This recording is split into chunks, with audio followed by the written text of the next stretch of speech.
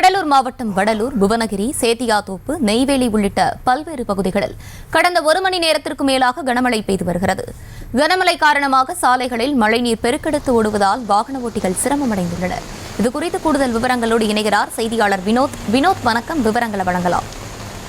தர்ஷினி, தமிழகம் முழுவதும் வடகிழக்கு பருவமழை தற்பொழுது துவங்கி இருக்கக்கூடிய சூழலிலே கடலூர் மாவட்டம் வடலூர், சேத்தியாத்தோப்பு, புவனகிரி, நெய்வேலி உள்ளிட்ட பல்வேறு பகுதிகளில் தற்பொழுது கனமழை வெளுத்து வாங்கி வருகிறது.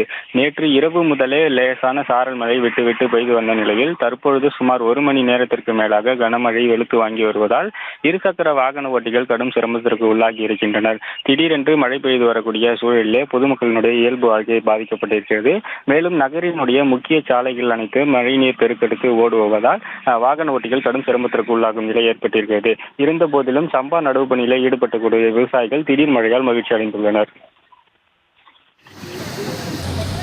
விவரங்களை வழங்கியமைக்கு நன்றி வினோத். செய்திகளை உடனுக்குடனும் துல்லியமாகவும் தெரிந்து கொள்ள சப்ஸ்கிரைப் பண்ணுங்க.